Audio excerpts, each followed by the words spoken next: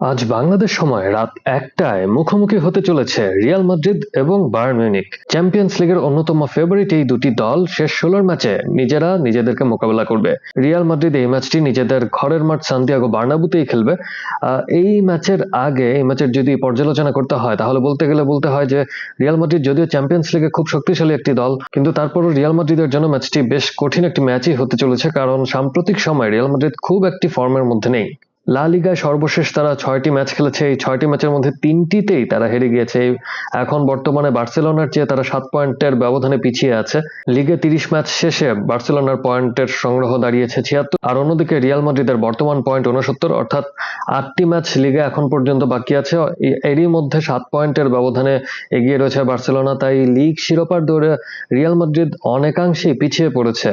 তো বলতে হয় রিয়াল মাদ্রিদ হয়তোবা এবারে লা লিগাটা জিততে পারছে না, তো তাদের সম্পূর্ণ ফোকাসটাই আসলে হওয়া উচিত এখন চ্যাম্পিয়ন্স লিগের উপর।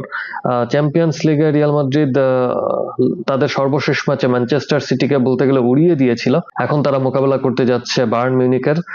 তবে এই ম্যাচের আগে রিয়াল মাদ্রিদের সবচেয়ে বড় কনসার্নের বিষয় হয়ে দাঁড়াবে কিলিয়ান এমবাপ্পের অফ ফর্ম।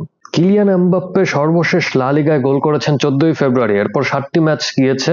এই ৭টি ম্যাচের মধ্যে কিলিয়ান এমবাপ্পে 4টি ম্যাচেই খেলতে পারেননি, খেলতে পেরেছেন মাত্র 3টি ম্যাচ।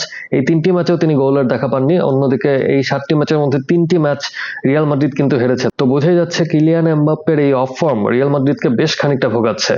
লা লিগার হিসেব বাদ দিয়ে যদি পুরো সামগ্রিকভাবে সবগুলো ম্যাচের বিবেচনা করি তাহলে রিয়াল মাদ্রিদের হয়ে কিলিয়ান এমবাপ্পে সর্বশেষ 5টি ম্যাচে গোলের দেখা পাননি, যা রিয়াল মাদ্রিদের জার্সিতে তার জন্য সর্বোচ্চ সংখ্যক ম্যাচে গোল করা। এর আগে 2025 সালে এমন ঘটনা ঘটেছিল যেখানে টানা 4টি ম্যাচ কিলিয়ান এমবাপ্পে গোলের দেখা পাননি। তো বর্তমানে সেটিও ছাড়িয়ে গিয়েছে।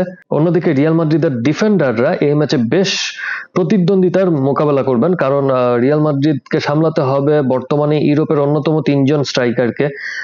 হ্যারি কেইন আছেন, লুইস ডিয়াজ আছেন এবং মাইকেল অলিসে আছেন। তো 3জনই বেশ ভালো ফর্মে আছেন। হ্যারি কেইন তো দারুণ ফর্মে আছেন, যদিও এই ম্যাচে তার খেলা নিয়ে একটু অনিশ্চয়তা আছে, কারণ সর্বশেষ ম্যাচে তিনি লিগে খেলতে পারেননি।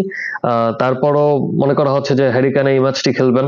হ্যারি কেইনও দুর্দান্ত ফর্মে আছেন পুরো মৌসুম জুড়ে। এই মৌসুম জুড়ে সব ধরনের ফরম্যাটে হ্যারি কেইন এখন পর্যন্ত 40টি ম্যাচ খেলে 48টি গোল করেছেন, যা এক কথা বলতে গেলে অবিশ্বাস্য একটি পারফরমেন্স। তো রিয়াল মাদ্রিদের সেন্ট্রাল ডিফেন্সে যে দুজন থাকতে পারেন সে দুজন হচ্ছেন এডার মিলিটাও। অনেকদিন ধরে ইনজুরির কারণে বাইরে ছিলেন, সম্ভবত এই ম্যাচে তিনি খেলবেন। এবং সেন্ট্রাল ডিফেন্সে তার সাথে থাকতে পারেন অ্যান্টোনিও রুডিগার।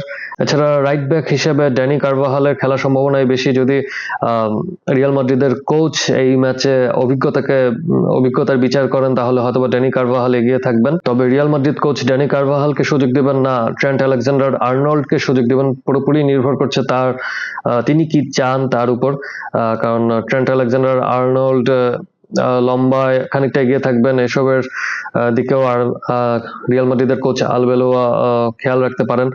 এছাড়া রিয়াল মাদ্রিদ মূলত সমস্যায় পড়বে তাদের লেফট ব্যাক পজিশনে। ফার্ল্যান্ড মেন্ডি দারুণ পারফরমেন্স করেছিলেন ম্যানচেস্টার সিটির বিরুদ্ধে। ফার্ল্যান্ড মেন্ডি যদি ইনজুরির কারণে এই ম্যাচ না খেলতে পারেন তাহলে আলভারো কারেরাস সম্ভবত এই ম্যাচটি খেলবেন তার জায়গায়। তবে ফার্ল্যান্ড মেন্ডির ইনজুরিটা সম্ভবত সেকেন্ড লেগে তিনি খেলতে পারেন, সম্ভবত সেই জন্য আলভারো কারেরাস এই ম্যাচটি খেলতে চলেছেন। তো ম্যাচটি বেশ উপভোগ্য ম্যাচই হবে, দেখা যাক কে জিততে পারে। তবে রিয়াল মাদ্রিদ যেহেতু ম্যাচটি হোমে খেলবে তো কিছুটা হলেও অ্যাডভান্টেজ তাদের সাথে থাকবে। অন্যদিকে চ্যাম্পিয়ন্স লিগে সর্বশেষ ম্যাচেই তারা ম্যানচেস্টার সিটিকে বেশ ভালো ব্যবধানেই হারিয়ে এসেছে। তো সেটিও তাদেরকে হয়তো বা অনুপ্রাণিত করতে পারে। দেখা যাক দর্শকরা এই ম্যাচে কি হয়। আপনারা আপনাদের মতামত কমেন্টসে জানাতে পারেন এবং লাইক এবং শেয়ার করতে ভুলবেন না। ধন্যবাদ সবাইকে।